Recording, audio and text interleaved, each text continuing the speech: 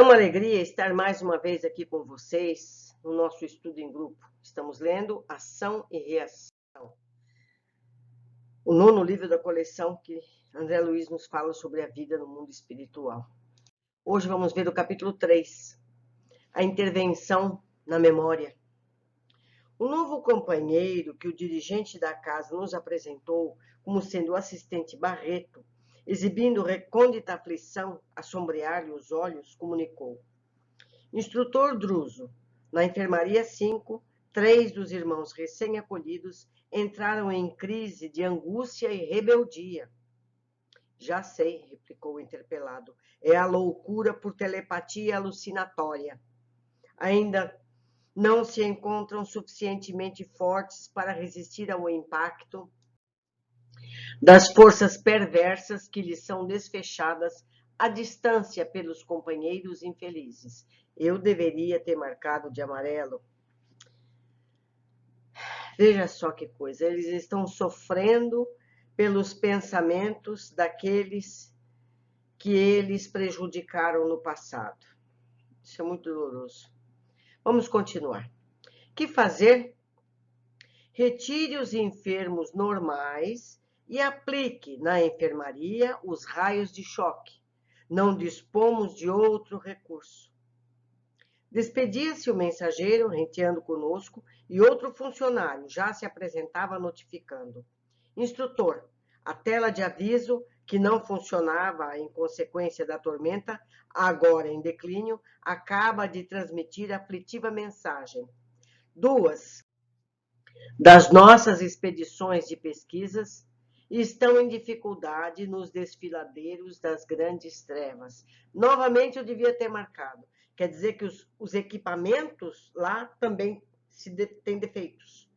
Por causa da tempestade, deixou de funcionar.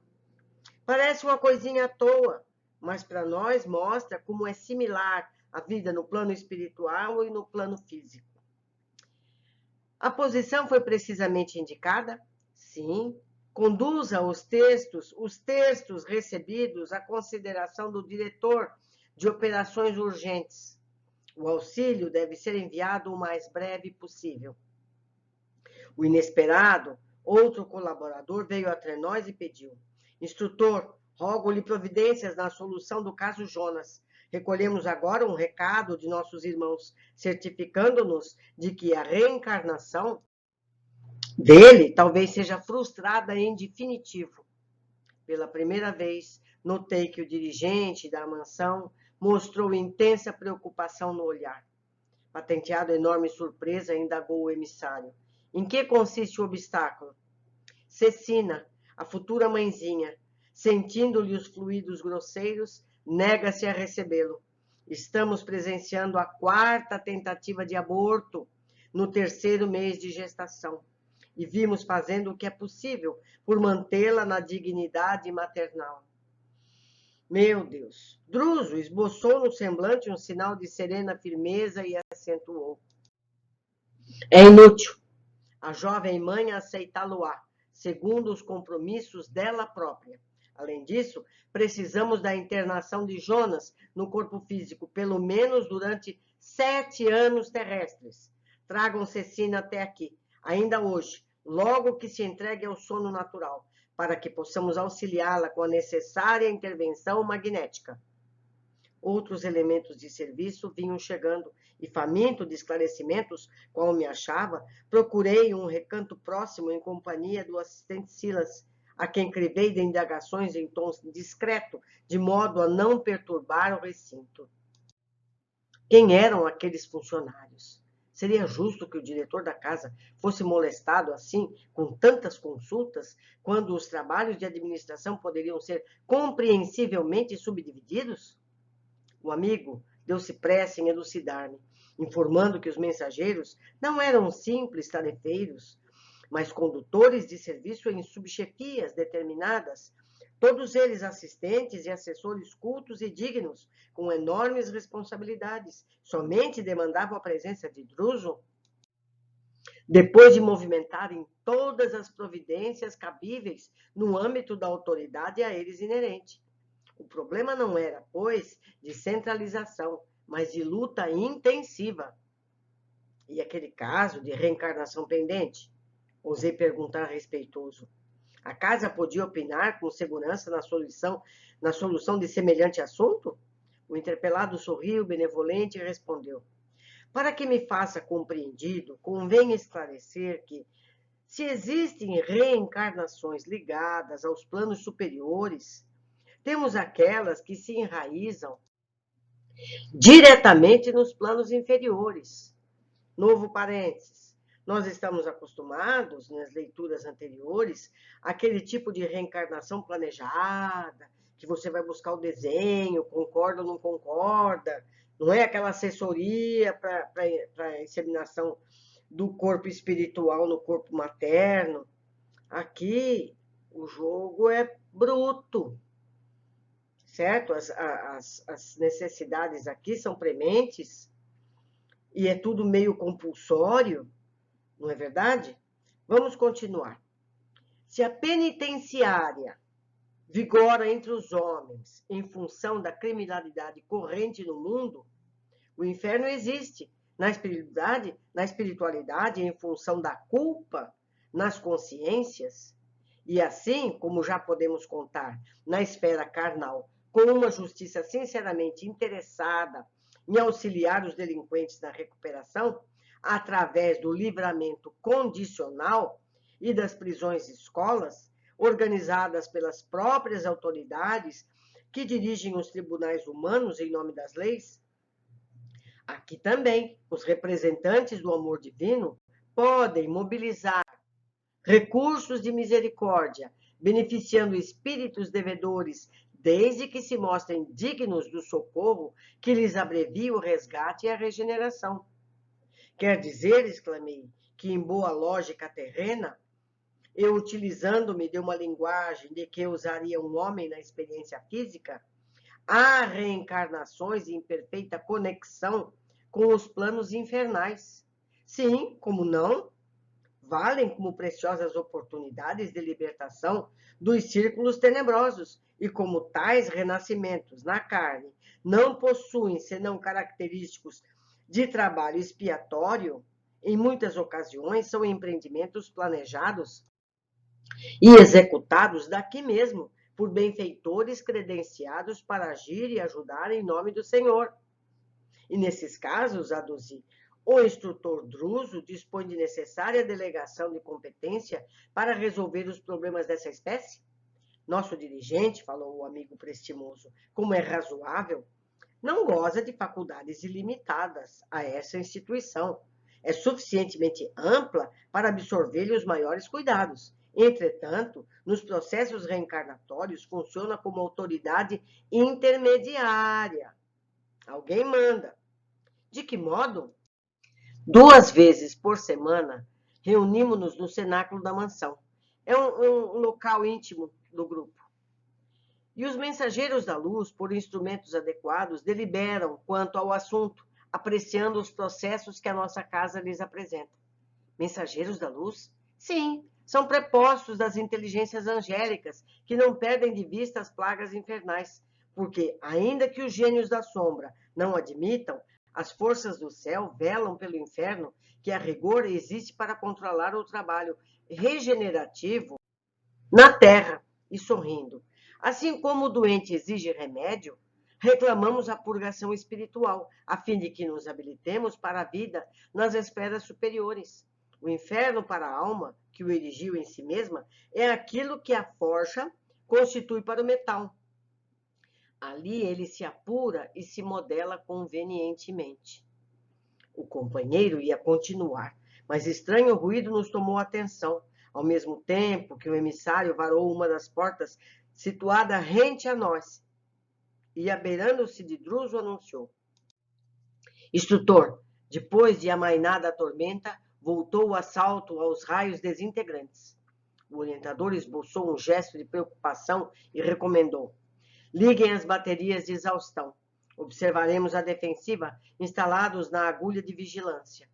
Em seguida, convidou-nos a acompanhá-lo. Silas, Hilário e eu seguimos-lo sem hesitar, Atravessamos vastíssimos corredores, largos salões em sentido ascendente, até que começamos a subir de maneira direta. O local, conhecido por agulha de vigilância, era uma torre, provida de escadaria helicoidal, algumas dezenas de metros acima do grande e complicado edifício. No topo, descansamos em pleno gabinete, em cujo recinto interessantes aparelhos nos facultavam a contemplação da paisagem exterior.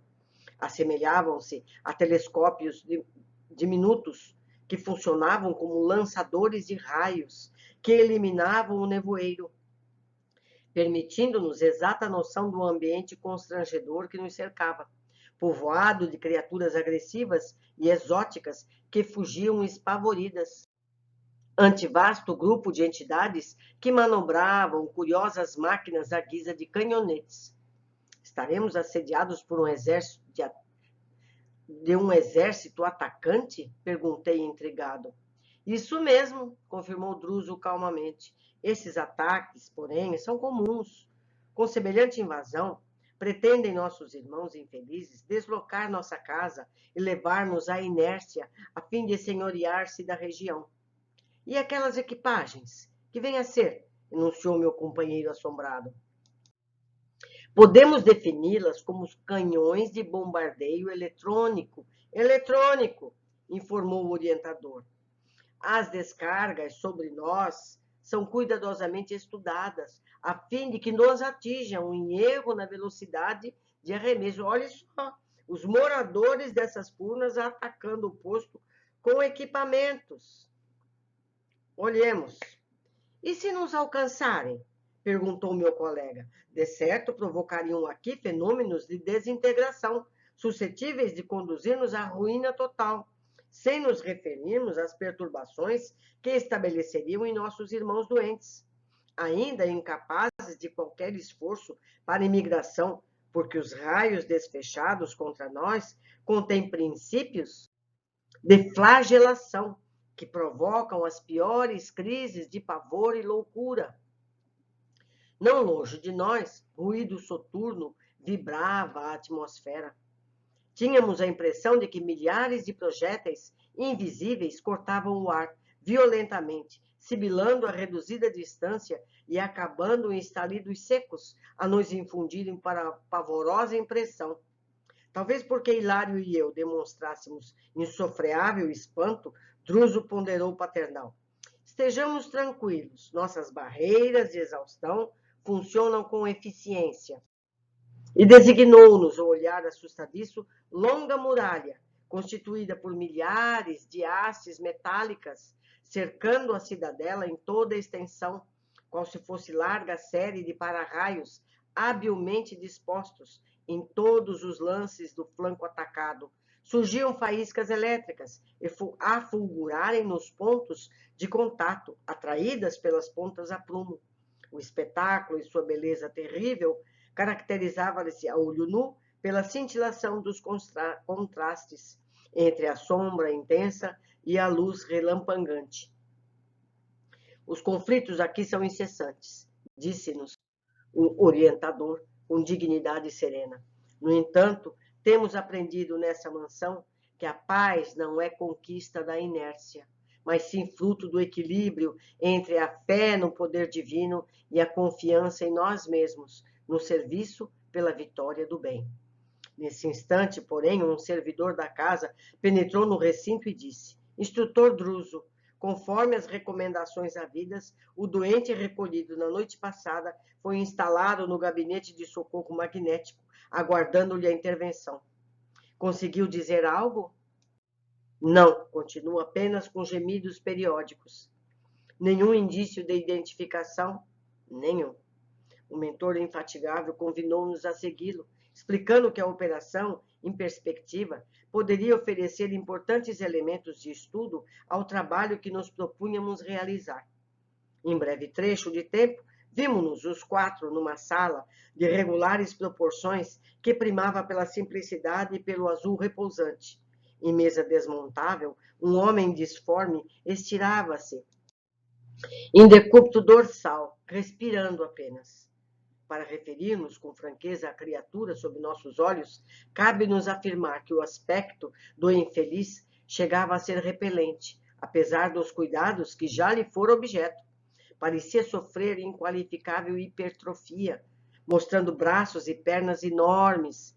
Entretanto, onde o aumento volumétrico do instrumento perispirítico se fazia mais desagradável, era justamente na máscara fisionômica, em que todos os traços se confundiam, qual se estivéssemos à frente de uma esfera estranha à guisa de cabeça. Seria um homem desencarnado em algum atropelamento terrestre, aguardando ali o imediato alívio que se deve aos acidentados comuns? Druso sentiu-nos a pergunta silenciosa e explicou. Trata-se de um companheiro dificilmente identificável, trazido até aqui por uma de nossas expedições socorristas. Mas terá sido recentemente liberto do mundo físico? Indagou meu colega, tanto quanto eu, dolorosamente impressionado. Por enquanto, não sabemos, elucidou o orientador. É uma dessas pobres almas que terá deixado o círculo carnal sob o império de terrível obsessão, tão terrível que não terá podido recolher o amparo espiritual das caridosas legiões que operam nos túmulos. Indubitavelmente, largou o corpo denso sob absoluta subjugação mental, caindo em problemas angustiantes. Mas por que semelhante calamidade? Inquiriu Hilário, empolgado de assombro. Meu amigo, replicou Druso benevolente, não será mais justo sondar os motivos pelos quais nos decidimos a contrair débitos assim tão escabrosos? E modificando o tom de voz, que se fez algo triste e comovedor, aconselhou. As regiões infernais estão superlotadas do sofrimento que nós mesmos criamos. Precisamos equilibrar a coragem e a compaixão no mesmo nível para atender com segurança aos nossos compromissos nesses lugares. Fitei o irmão desventurado que se mantinha em funda prostração, qual enfermo em estado de coma, e considerando os imperativos de nosso aprendizado, indaguei. Poderemos conhecer a razão da surpreendente deformidade sob nosso exame? O orientador percebeu a essência construtiva de minha perquisição e respondeu. O fenômeno todo ele é de natureza espiritual. Recorda-se você de que a dor no veículo físico é um acontecimento real no encéfalo, mas puramente imaginário no órgão que supõe experimentá-la. A mente, através das células cerebrais, registra a desarmonia corpórea, constrangendo a urdidura orgânica ao serviço, por vezes torturado e difícil do reajuste. Aqui também, o aspecto anormal, até monstruoso, resulta dos desequilíbrios dominantes da mente, que, viciada por certas impressões ou vulcanizada pelo sofrimento, perde temporariamente o governo da forma, permitindo que os delicados tecidos do corpo perispirítico se perturbem, tumultuados em condições anormais. Em tal situação, a alma pode cair sob cativeiro de inteligências perversas. Eu vou ler novamente. Atenção. Aqui também o aspecto anormal, até monstruoso, resulta dos desequilíbrios dominantes da mente, viciada por certas impressões ou vulcanizada pelo sofrimento. Perde temporariamente o governo da forma, permitindo que os delicados tecidos do corpo perispirítico se perturbem, tumultuados em condições anormais. Agora, em tal situação, a alma pode cair sobre o cativeiro de inteligências perversas, e daí procedem as ocorrências deploráveis pelas quais se depenha em transitória animalização por efeito hipnótico. Quer dizer, a alma, o espírito, nessa condição, pode ser cativa pode ser aprisionada por mentes malévolas do mundo espiritual inferior. Continuando. Notei, contudo, que o instrutor compadecido não desejava alongar entendimentos que se não reportassem ao socorro devido ao infortunado. E calei-me. Druso inclinou-se sobre ele com ternura, de alguém que auscultasse um irmão muito amado, e anunciou: procuremos ouvi-lo. Incapaz de conter o assombro que me empolgava, inquiri: ele dorme? O mentor fez um gesto afirmativo, notificando: nosso desventurado amigo encontra-se sob terrível hipnose. Inegavelmente foi conduzido a essa posição por adversários temíveis, que, de certo, para torturá-lo, fixam-lhe a mente em alguma penosa recordação. Mas insisti emocionado. Semelhante martírio poderia sobrevir sem razão justa? Meu amigo, falou o orientador expressivamente, com exceção do caminho glorioso das grandes almas, que elegem o sacrifício próprio, o apostolado de amor com que ajudam os companheiros da humanidade, não se ergue o espinheiro do sofrimento sem raízes da culpa. Sempre a culpa. Para atingir a miserabilidade em que se encontra, nosso irmão terá acumulado débitos sobremaneira escabrosos. Em seguida, contrariando-nos qualquer propósito de divagação, acentuou: desintegremos as forças magnéticas que lhe constringem os centros vitais e ajudemo-lhe a memória para que se liberte e fale. E talvez porque o meu olhar lhe endereçasse mudo apelo a esclarecimento mais amplo, acrescentou: não seria lícito agir à base de hipótese indispensável ouvir os delinquentes e as vítimas, a fim de que, através das informações deles mesmos, saibamos por onde começar a obra de auxílio. Procurei sopitar inquirições extemporâneas, entreguei-me à expectativa. Logo após, o assistente Hilário e eu, de maneira instintiva, estabelecemos uma corrente de oração, sem prévia consulta, e nossas forças reunidas como que fortaleciam o instrutor, que, demonstrando a fisionomia calma e otimista, passou a operar magneticamente, aplicando passes dispersivos no companheiro em prostração. O enfermo reagiu com movimentação gradativa, qual se acordasse de longo sono. Decorridos alguns minutos, o orientador pousou a destra sobre a cabeça disforme, como que lhe chamasse à memória o necessário despertamento. E logo em seguida, o desventurado começou a gemer, revelando o pavor de quem suspira por desvencilhar-se de um pesadelo. Porque Druso interrompesse a operação, detendo-o nesse estado, Hilário indagou aflito: deverá permanecer então assim, à beira da vigília, sem reapossar-se de si mesmo? Não lhe convém o imediato retorno à realidade, esclareceu o mentor amigo. Poderia sofrer deplorável crise de loucura, com graves consequências. Conversará conosco, assim qual se vê, com a mente enovelada à ideia fixa que lhe encarcera os pensamentos, no mesmo círculo vicioso, a fim de que lhe venhamos a conhecer o problema crucial, sem qualquer distorção. A palavra do orientador denotava grande experiência na psicologia dos espíritos vitimados das trevas.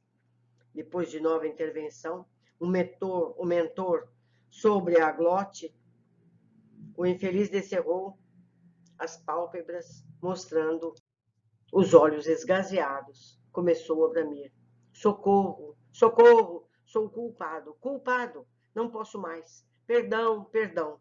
Dirigindo-se a Druso, tomando-o de certo por magistrado, exclamou: senhor juiz, até que enfim posso falar, deixe-me falar.